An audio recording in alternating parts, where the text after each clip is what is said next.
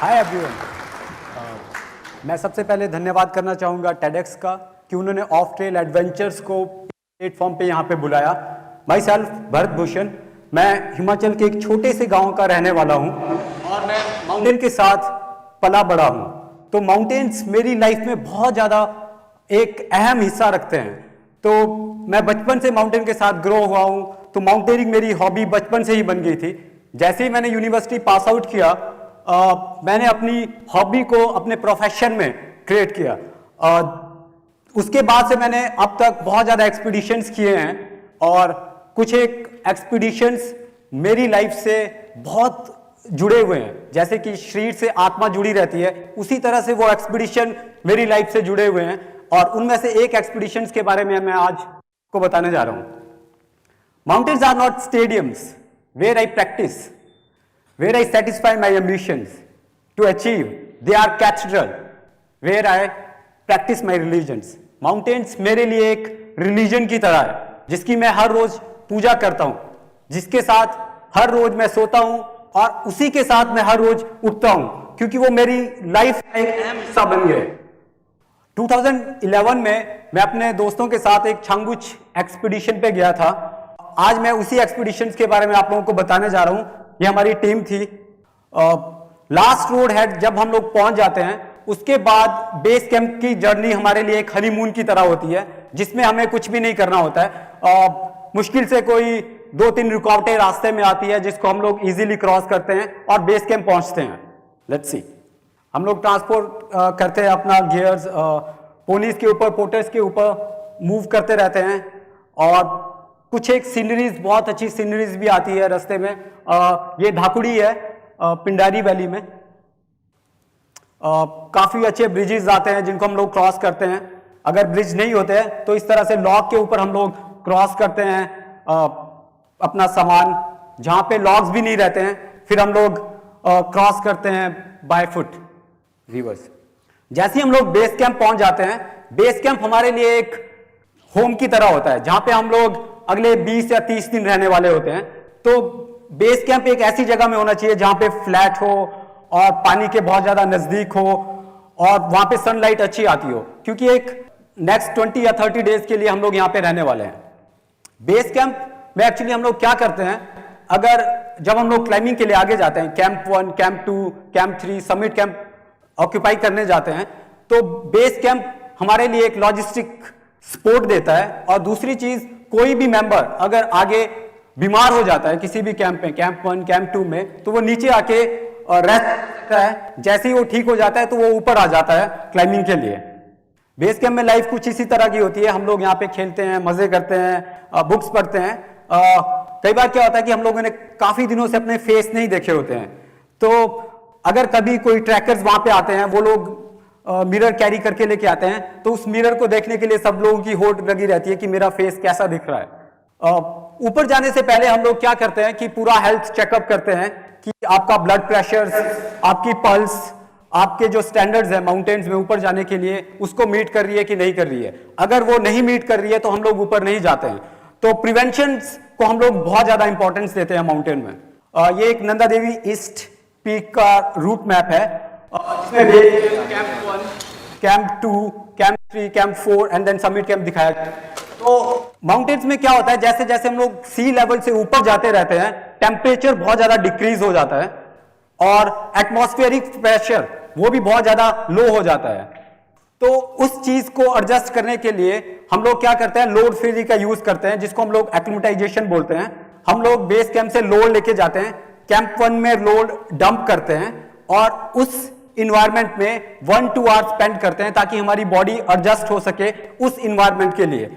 तो हम लोग ये कंटिन्यूसली 2-3 दिन करते हैं और उसके बाद जब हमें लगता है कि हम लोग पूरी तरह से एक्लिमेटाइज्ड हो गए हैं, तो हम लोग कैंप ऑक्यूपाई करते हैं। ये छांगुच पीक का बेस कैंप है और बेस कैंप से कैंप 1 का रूट आपको दिखाया जा रहा है। जब भी हम लोग माउंटेन्स में जाते हैं तो हम लोग एक फॉल एंड इंजरी फैक्टर्स को काउंट में रखते हैं। जहां पे फॉल के चांसेस बहुत कम है और इंजरी के चांसेस भी बहुत कम है, उसको हम ग्रीन जोन बोलते हैं। उसमें हम लोग इजीली मूव करते हैं। जो आपको बॉटम पार्ट दिखाई दे रहा है, दैट्स ऑल ग्रीन जोन, क्योंकि अगर हमारा फॉल होता है तो इंजरी के चांसेस भी बहुत कम है। लेकिन जो ट्रावर्स जोन है ये येलो जोन है। यहाँ पे क्या हो रहा है कि हमारे फॉल के चांसेस बहुत कम है लेकिन इंजरी के चांसेस बहुत ज्यादा है। तो उस एरिया को हम लोग बहुत प्रिकॉशन के साथ क्रॉस करते हैं क्योंकि उसमें चांसेस ऑफ डेथ भी हो सकता है अगर आपका फॉल हो गया इनकेस। तो उस एरिया को हम लोग रोप से सिक्योर करते हैं और वहां पे एंकर्स लगाते हैं। टॉप पार्ट जो आप लोग स्क्रीन पे देख रहे हैं ये एक रेड जोन एरिया है जहां पे फॉल के चांसेस भी बहुत ज्यादा हाई है और इंजरी के चांसेस भी बहुत ज्यादा हाई है। तो ये रेड जोन एरिया हमेशा ऐसा रहता है हम लोगों के लिए कि हमेशा हर time even for a 1 second हम लोग अपनी सेफ्टी से कॉम्प्रोमाइज नहीं कर सकते। तो हम लोग क्या करते हैं यहाँ पे रोप्स का यूज करते हैं ताकि हम लोग सेफ रह सके, पूरी टीम से सेफ रह सके। और इस क्लाइंब को जो भी लीड करता है वो एक्सपर्ट करता है जिसको कि बहुत ज्यादा एक्सपीरियंस हो माउंटेनियरिंग का, जिसको नॉलेज हो। मैंने भी इस पे रूट ओपन किया था हाफवे तक।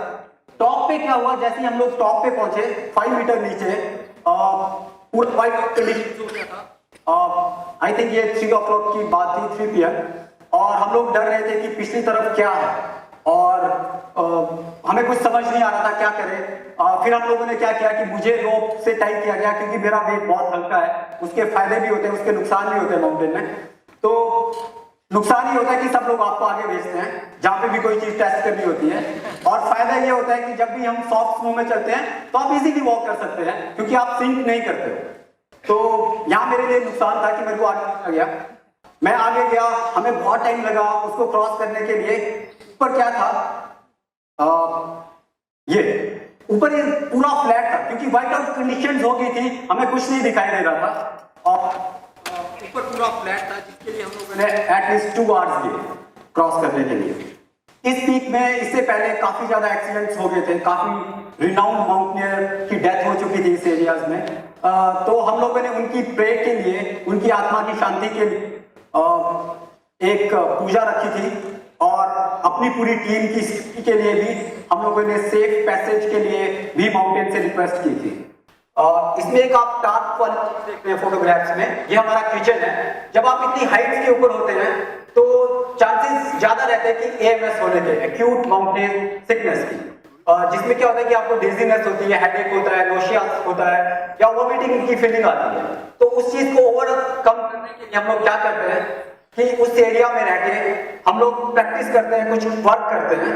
तो हम लोग वो कैसे करते हैं, हम लोगों ने यहाँ पे क्या किया था, हम लोगों ने स्नो के छोटे छोटे ब्लॉक्स बनाए और उनको काट के एक दूसरे के ऊपर पाइल अप कर दिया और हम लोगों ने एक किचन बनाया काफी बड़ा सा ताकि हम लोग उसमें बैठ सके। इससे क्या हुआ, एक तो हम मोटिवेटेड रहे, हमने इस साइड के ऊपर काम किया, हमारी बॉडी एक्टिविटाइज अच्छे ढंग से हुई। तो ये हमारा किचन था। ग्लेशियर बेसिकली एक फ्रोजन रिवर ऑफ आइस होती है जिसकी मूवमेंट 0 होती है, वो आप देख भी नहीं सकते हैं। इसमें 2 प्रकार की जोन होती है, एक टेंशन जोन, दूसरी कंप्रेशन जोन। तो हम लोग बेसिकली कंप्रेशन जोन के ऊपर मूवमेंट करना पसंद करते हैं। मैं आपको सिंपल वे में बताता हूँ। आप लोगों ने स्नीकर बार देखा होगा, जब आप स्नीकर बार को निकालोगे और उसको मोड़ोगे तो इसमें एक तरफ क्रैक्स पड़ेंगे, वो टेंशन जोन है। ग्लेशियर में भी सेम वही चीज होती है, जहां पे टेंशन जोन होती है वहां पे क्रैक्स दिखते हैं जैसे कि आपको फोटो में विजिबल हो रहे हैं, और दूसरी तरफ वो सारे क्रैक्स कॉम्प्रेस होते जाते हैं, कॉम्पैक्ट होते जाते हैं। तो हम लोग हमेशा कोशिश करते हैं कि उस कॉम्पैक्ट जोन के ऊपर जा सके, लेकिन कभी कभी ऐसा भी होता है कि आपको टेंशन जोन में से भी जाना पड़ता है। तो हमेशा जब भी हम लोग ग्लेशियर्स पे मूव करते हैं हम लोग रोप से टाइड अप रहते हैं और वो रोप हमेशा टाइट रहती है, उसमें कोई भी स्लैप नहीं रहता है क्योंकि ग्लेशियर के ऊपर 2 प्रकार की क्रिवासिस मिलती है, एक तो हिडन क्रिवासिस और दूसरी ओपन क्रिवासिस। हिडन क्रिवासिस के ऊपर स्नो ब्रिजेस बने होते हैं और स्नो ब्रिजेस हमारे लिए चैलेंज होता है कि उनको ढूंढ पाना कहां पे है। तो इसलिए हम लोग रोप्स की हेल्प के साथ उनको क्रॉस करते हैं। जो आप पीछे पीक्स देख रहे हैं इसमें नंदा देवी मेन और नंदा देवी ईस्ट। नंदा देवी मेन कुमाऊं की सबसे ऊंची पीक है उत्तराखंड की, और अभी आप लोग यहाँ पे क्लाइंबिंग के लिए नहीं जा सकते क्योंकि क्लाइंबिंग के लिए बैन है। और कुछ इस तरह की चीजें दिखती है। अगर फुल सनी डे हो माउंटेन्स में तो बहुत ज्यादा स्वेटिंग होती है, बहुत ज्यादा गर्मी होती है। हम लोग एक टी-शर्ट्स में वॉक करते हैं उस कंडीशंस में। तो आप देख सकते हैं कि ये पूरा गियर्स हमारा इस तरह से रहता है, क्रैम्पॉन पाव में रहते हैं जब भी हम ग्लेशियर्स पे जाते हैं। शूज रहते हैं जो कि डबल लेयर शूज होते हैं ताकि हम लोग ठंड से बच सके। गेटर्स रहते हैं ताकि स्नो शूज के अंदर ना जाए, और रोप्स रहते हैं। इस एक्सपीडिशन में हम लोगों ने एक समिट कैंप लगाया था रिज के ऊपर। इस फोटोग्राफ में आप देख सकते हैं एक स्नो का थोड़ा सा पैच उभरा हुआ है, बाहर की तरफ निकला हुआ है, इसको कॉर्निस बोलते हैं। जहां पे हम लोगों ने टेंट्स लगाए हैं, इसके नीचे भी वैसा ही हॉलो स्पेस है, ये कॉर्निस है, और कॉर्निस कभी भी ब्रेक होते हैं। और ये हमारे लिए सबसे इंपॉर्टेंट जगह थी कि हमें यहाँ पे रहना था, और हमारे पास इससे अलावा कोई भी सेफ जगह नहीं थी। तो हम लोगों ने क्या किया, अपने जो टेंट्स थे उनको दूसरी तरफ एंकर किया, इनकेस ये कोलैप्स भी हो जाते हैं तो हम लोगों के टेंट सेंटर रहे, हमारी चीजें हमारे पास रहे और हम लोग सेफ रहे। जो इसके आगे की आप रिज देख रहे हैं, इस रिज को हम लोगों ने नेक्स्ट डे फॉलो किया था। हम लोग क्या करते हैं, माउंटेन्स में जब भी हम लोग क्लाइंबिंग के लिए जाते हैं, टॉप पे जाना होता है हमें पीक के, तो हम लोग सुबह बहुत जल्दी निकल जाते हैं, around 1 o'clock in the morning. ये समिट कैंप का एक व्यू है, कुछ इस तरह से चीजें दिखती हैं। वहां पे मोस्ट ऑफ द टाइम्स हम लोग क्या करते हैं कि स्नो को मेल्ट करते हैं। सभी के लिए एटलीस्ट 3 to 4 लीटर पानी चाहिए होता है पीने के लिए, और कुकिंग के लिए भी वाटर चाहिए होता है।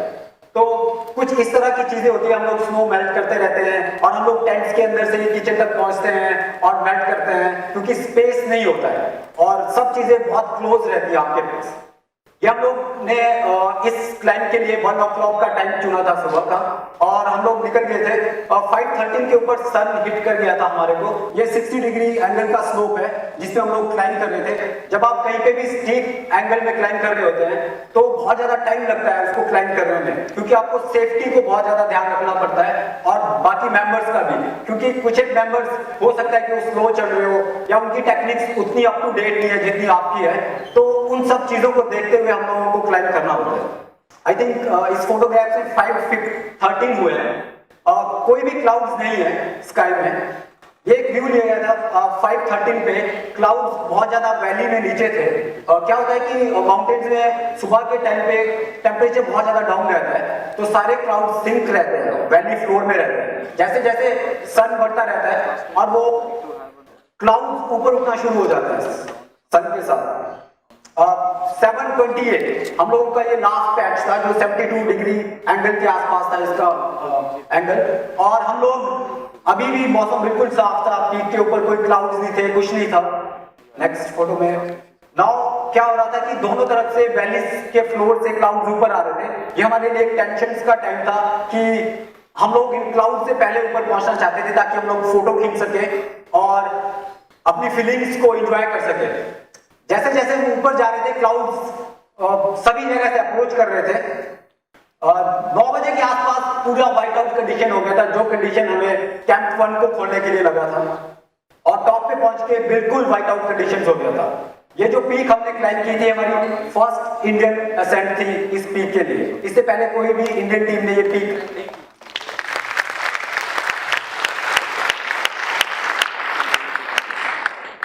इस पीक के साथ मेरी यादें इसलिए जुड़ी है क्योंकि जब हम इस पीक को क्लाइंब करने के लिए गए, काफी लोगों ने हमें बोला बहुत चैलेंजिंग पीक है, आप लोगों से नहीं होगा, आप लोग इमेच्योर हो, बहुत चीजें। जैसे हम लोग टॉप पे पहुंचे, हम लोगों ने क्लाइंब किया, वो मोमेंट आज भी मुझे इस फोटो को देख के याद आता है कि हम लोगों ने कर दिखाया जिस चीज के लिए हम लोग गए थे।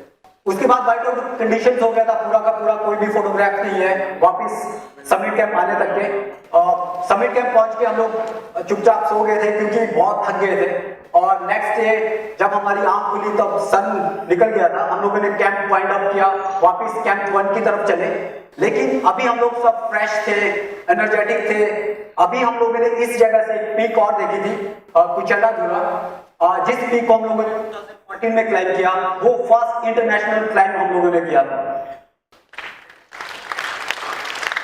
बेस कैंप, जैसे हम लोग बेस कैंप वापस आते हैं, वहां की लाइफ टोटली चेंज हो जाती है।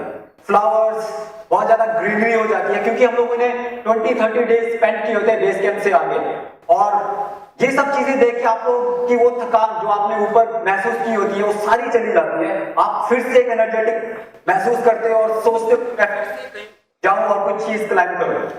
तो जैसे ही हम लोगों ने सब कुछ रैप अप किया, वापस तरफ आए, गांव में पहुंच के जैसे आप लोग माउंटेन्स में वापस क्लाइंब करके गांव की तरफ आते हो, तो गांव के लोग आपका वेलकम करते हैं बहुत ज्यादा। वो आपको चाय के लिए बुलाते हैं, वो आपको ऐसे ट्रीट करते हैं जैसे कि आप गॉड बन के उनकी जगह में। जब भी आप पीक क्लाइंब करके वापस आते हो, दिल्ली में पहुंच के हम लोग कंप्लीटली एग्जॉस्ट हो जाते हैं, क्योंकि यूज टू नहीं होते हैं उस हीट के लिए। I completely understand that life is precious and something to be savored at whatever level. But for me and people like me, life is also something to be questioned and pushed, and then it becomes rich and full. मेरे जैसे लोग जो पागल हैं, मैं अपने आप को पागल बोलता हूँ, उन लोगों के लिए माउंटेनियरिंग एक जुनून है, और हम लोग हमेशा अपनी लिमिट्स को एक्सीड करना चाहते हैं किसी भी पॉइंट के लिए, और बट एक सेफ्टी मेजरमेंट के अंदर। जो आप पिक्चर्स देख रहे हैं बैक में, ये नंदा देवी ईस्ट की पिक्चर्स है, जिसको क्लाइंब करने के लिए हम लोग इस साल जा रहे हैं सितंबर अक्टूबर में।